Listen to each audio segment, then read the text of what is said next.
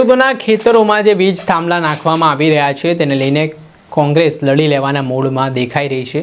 દ્વારકા સુધી એક પદયાત્રાનું આયોજન કોંગ્રેસ દ્વારા કરવામાં આવ્યું છે અને ઠેર ઠેર ગામડે ગામડે કોંગ્રેસના નેતાઓ છે તે લોકો વચ્ચે ફરી રહ્યા છે, મળી રહ્યા છે ને આ વચ્ચે કોંગ્રેસના કિસાન સેલના નેતા પાલ આંબલિયાએ શું પ્રહાર કર્યા છે સરકાર પર ને જે જાહેરાત થઈ છે ખેડૂતોને લઈને બમણા ભાવ ચૂકવવાની તે બાબતે તેમણે શું ખુલાસો કર્યો તે સાંભળો।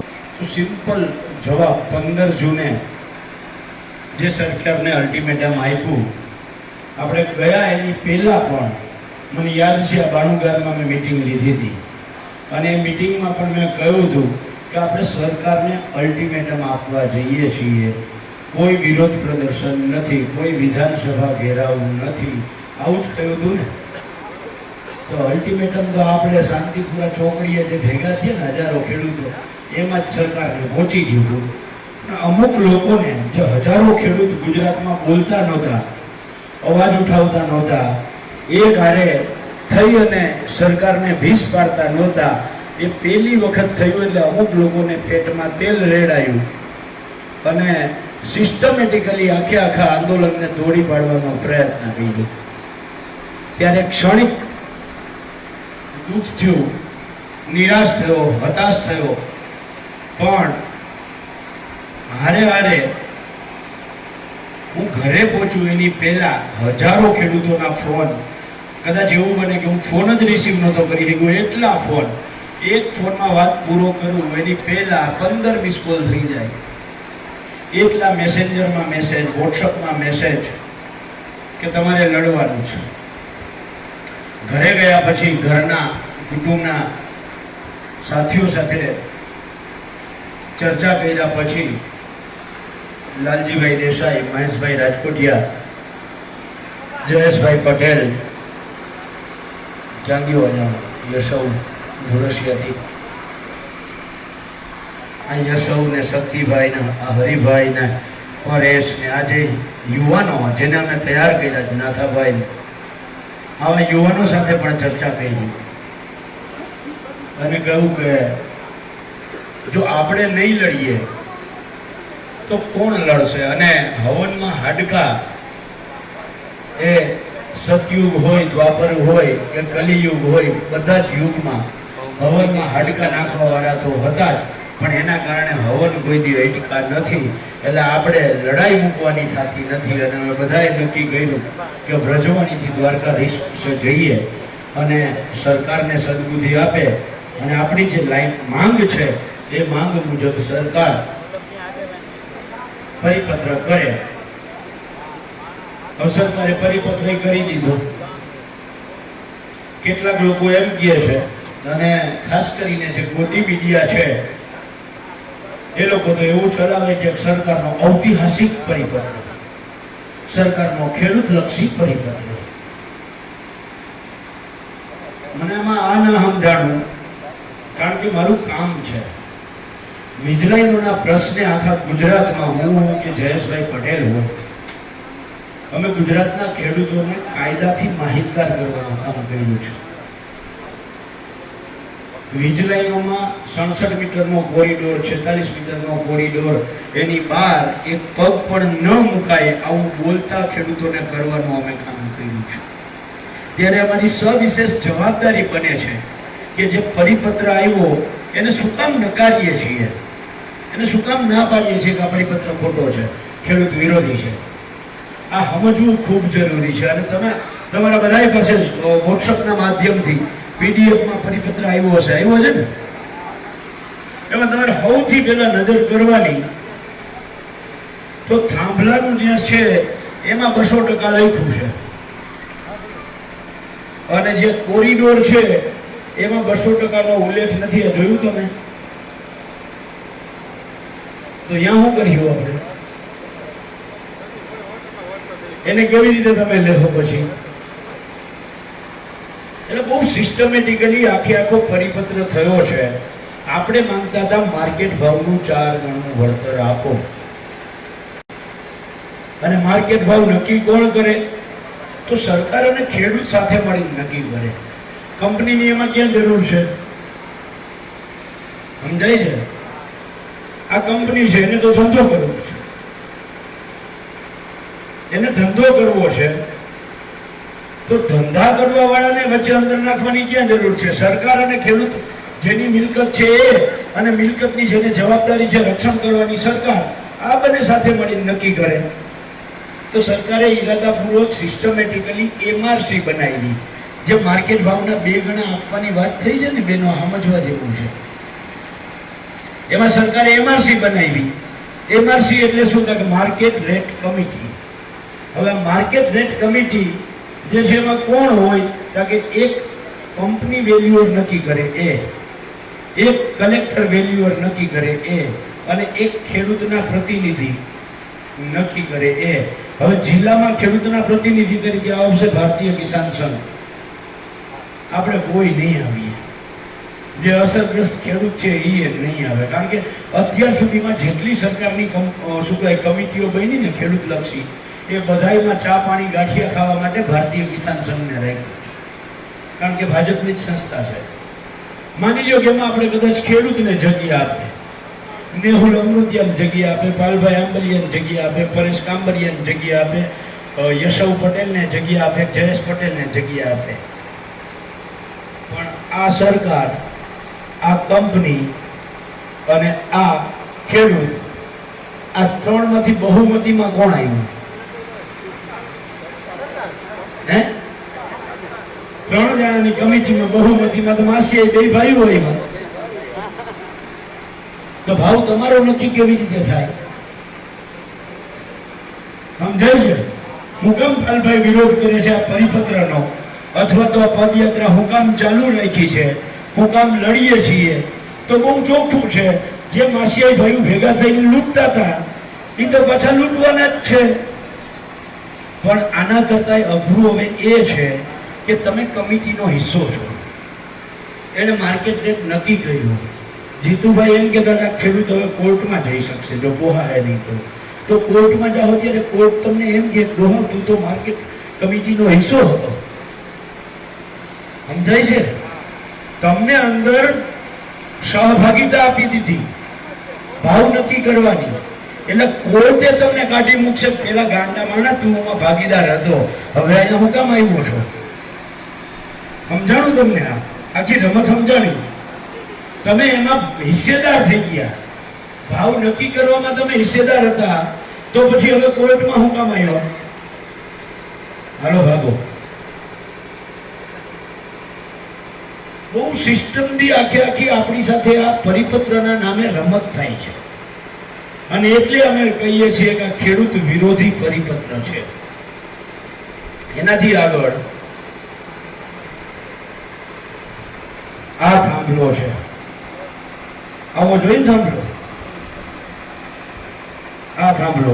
સરકારે એમ કહ્યું કે આ થાંભલાની 1 મીટર આ બાજુ, 1 મીટર આ બાજુ, 1 મીટર આ બાજુ, 1 મીટર આ બાજુ, ચારેય બાજુ થાંભલાની જે જગ્યા રોકાય એનાથી વધારે 1 મીટર અમે ખેડૂતને પૈસા આપશું. વાહ મારી ઉદાર ને દાતાર સરકાર, વાહ!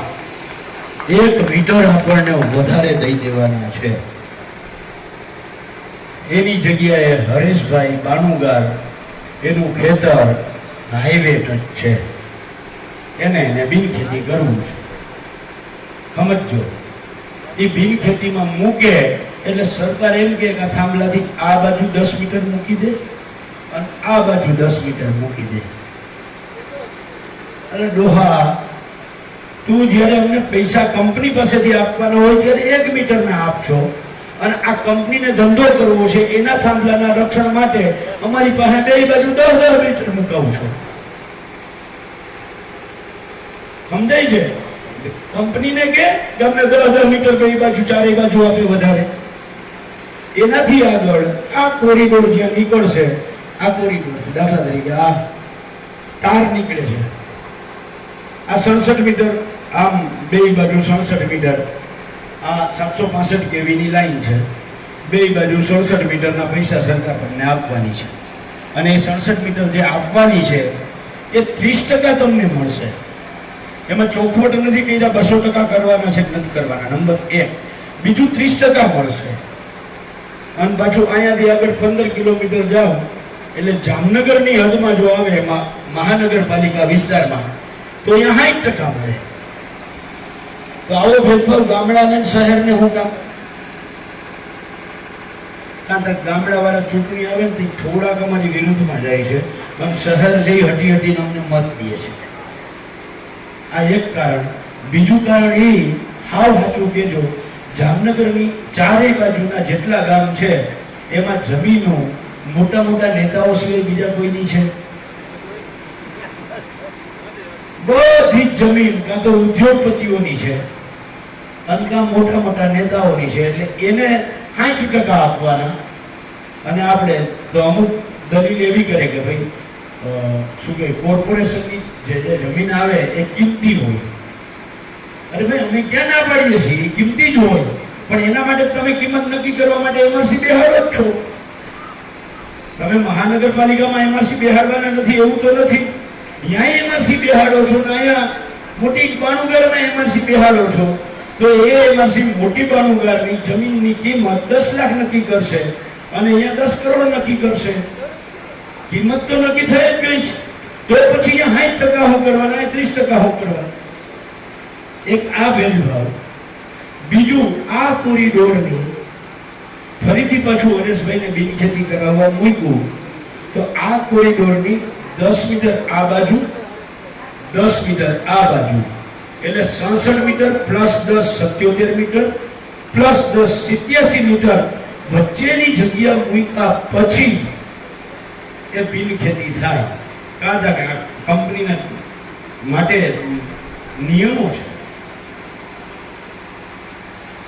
તો તમારે સરકાર તો તમને 67 મીટર દેવાના છે અને એમાંય માર્કેટ ભાવના દેવાના છે અને એમાંય માર્કેટ ભાવના 30% જ દેવાના છે.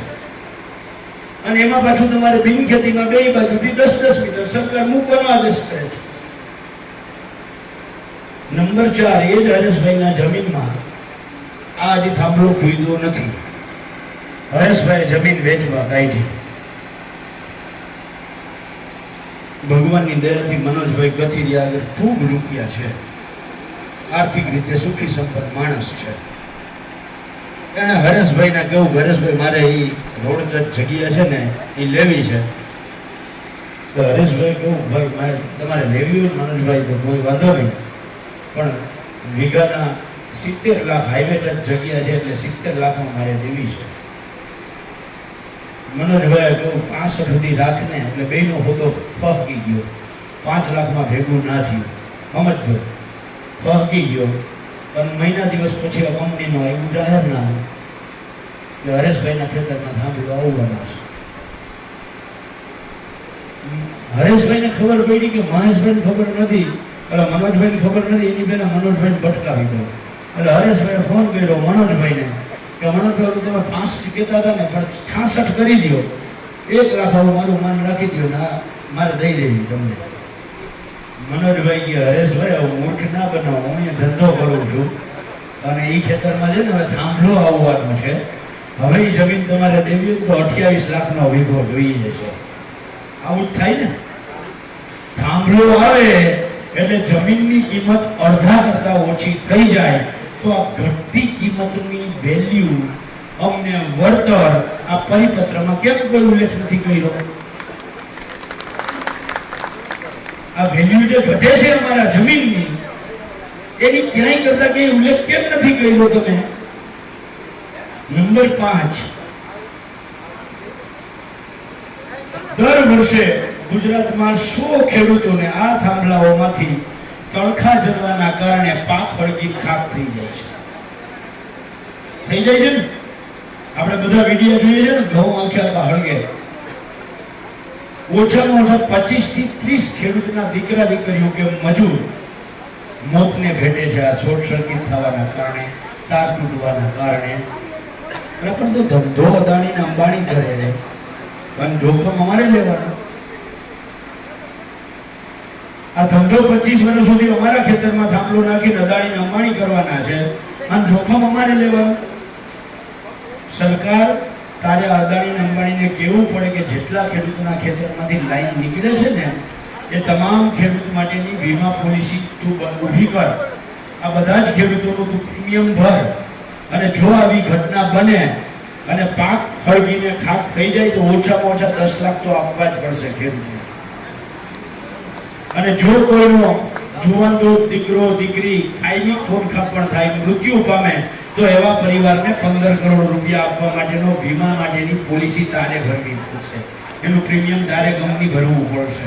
અને આ કરે, સમજો સરકાર આવો નિયમ લઈ આવે તો આ કંપનીઓએ જે નફો કરે છે ને એના 0.0001% પણ ખર્ચ કરવાનો નથી.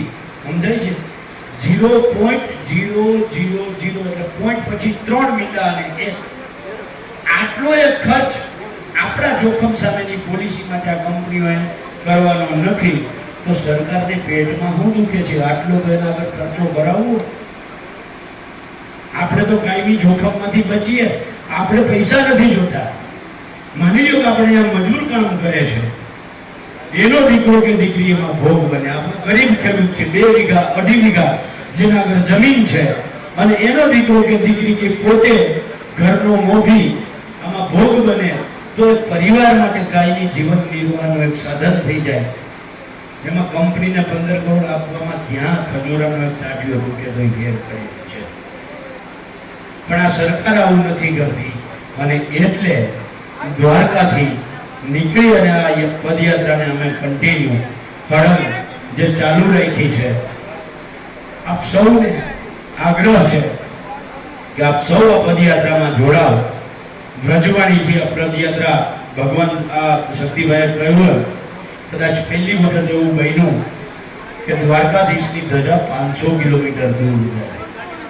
સામાન્ય રીતે આપણે ધજા ચડાવવા જઈએ તો અહીંયા પટેલ સમાજની વાડી કે આહિર સમાજની વાડી, સતવારા સમાજની વાડી કે કોઈ ધર્મશાળામાં ધજાજીને લઈ આવીએ, ત્યાં પૂજા કરીએ અને ત્યાં હામાયું કરીએ, ત્યાંથી પછી વાજતે ગાજતે આપણે ધજાજી ચડાવવા જઈએ. પહેલી વખત એવું ગયું, 500 કિલોમીટર દૂર ધજાજી ગયા. વ્રજવાણી અહીંયા કૃષ્ણ ભગવાન સાથેનો જે નાતો છે એ વિસ્તારનો, ત્યાંથી પૂજા અર્ચન થયું, અને ત્યાંથી મારી માવડીઓ, બહેનો, દીકરીઓ, બાભલાઓ, યુવાનો નાચતા ઝૂમતા ધજાજીના માથે લઈ અને નીકળ્યા છે. અને કાળિયા ઠાકરને વિનંતી કરવા જાય છે કે હે કાળિયા ઠાકર, તારા મોટા ભાઈ હળધારી બળદેવ સમજતો અમે બળદેવ છીએ, અને તારો સખો સુદામા સમજતો અમે સુદામા છીએ. અમે અહીંયા પહોંચીએ એની પહેલા જેમ કે સુદામાના દુઃખ હર્યા હતા, એવી રીતે અમારા જે આ પીડા છે, આ વેદના છે, આ દર્દ છે, આ કાળબિંડ હૃદય જેવી સરકારના હૃદયમાં એક ખેડૂત નામની ધોરી નસ અંદર નાખ અને એ વિચારે અને જે ખેડૂતો માંગે છે એ મુજબનો પરિપત્ર કરી આપે, એ પ્રાર્થના કરવા માટે આપણે દ્વારકાધીશને પગપાળા હાલી અને જઈએ છીએ. તો આપ સૌ બહેનોને વિનંતી છે, ભાઈઓને વિનંતી છે, જે વડીલો નથી હાલી શકતા એમને તો હું ના કહી શકું, પણ જેટલા યુવાનો છે એ બધાને વિનંતી છે કે અહીંયાથી અલિયાવાડા 6 કે 7 કિલોમીટર થાય. આગળ અહીંયા ધજા જ્યારે આવ્યા ત્યારે 2 મીટર ચાલીને બેનો ધજા ઝટઝટ માથે લેવા માટે અથવા તો ધજાજીનો લાભ લેવા માટે પડાપડી કરતા હતા. બધાય વિનંતી છે અલિયાવાડા સુધી આપ બધા જ વાજતે ગાજતે, જેમ તમે લેવા આવ્યા હતા એમ વાજતે ગાજતે ધજાજીને અલિયાવાડા સુધી મૂકવા આવો. ગામના ભાઈઓ અલિયાવાડાથી પાછા આવવાની વ્યવસ્થા ટ્રેક્ટરો અહીંયા પહોંચાડી દે, એટલે રિટર્ન પાછા અહીંયા જમી પ્રસાદ લઈ અને પછી આપણે પાછું આવવાનું છે. આ ડોહ્યું તમે જો 60 વર્ષથી નીચી નથી, પણ તેમ છતાંય વ્રજવાણીથી સળંગ સતત સાથે ચાલે છે. આ દીકરીઓ 15, 20, 22 વર્ષની દીકરીઓ સળંગ વ્રજવાણીથી ચાલે છે. તો આપણે તો 6 કિલોમીટર ચાલવાનું છે. એના ખેતરમાં થાંભલો આવે છે, આપણા ખેતરમાં આવે છે, તો 6 કિલોમીટર તો હારે આવશો ને.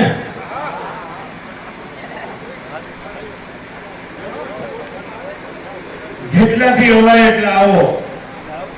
આમાં કોઈને ફરજિયાત ના કરી શકાય, અને ફરજિયાત કરવું તો નથી આવવાના, નથી જ આવવાના, પણ અંદરથી જેને એવું થાય કે લડાઈ આપણી છે ને, લડાઈમાં આપણે જવું જોઈએ, એ બધા જ આવો. અને આવતીકાલથી જેને અમારી હારે હળંગ જોડાવવું હોય એ થેલા ભરીને આવી જાજો છેક દ્વારકા સુધી. અને છેલ્લી વિનંતી, જ્યાં જ્યાં વચ્ચે તમે જોડાઈ શકો ત્યાં આગળ આ યાત્રામાં હારે જોડાઓ. પણ જ્યારે દ્વારકાધીશ પહોંચવાના હોઈએ એની 2 દિવસ પહેલા ગામમાંથી બસો ખટારાઓ ભરાય અને બધા જ સત્સંગ મંડળની બહેનો ગામના એક ઘર દીઠ એક ભાઈ અને એક ભાઈ બધાય આવે. છેલ્લા દિવસે દ્વારકાધીશ પહોંચીએ ત્યારે આખું ગામ અહીંયા આવે એવું આમંત્રણ, આહવાન, હાકલ સાથે આપ સૌને જય જવાન, જય કિસાન, જય જગત. આપણી જૂની કહેવત છે કે 52 ગજની ધજા ફરું કે નમે હજારો શીશ.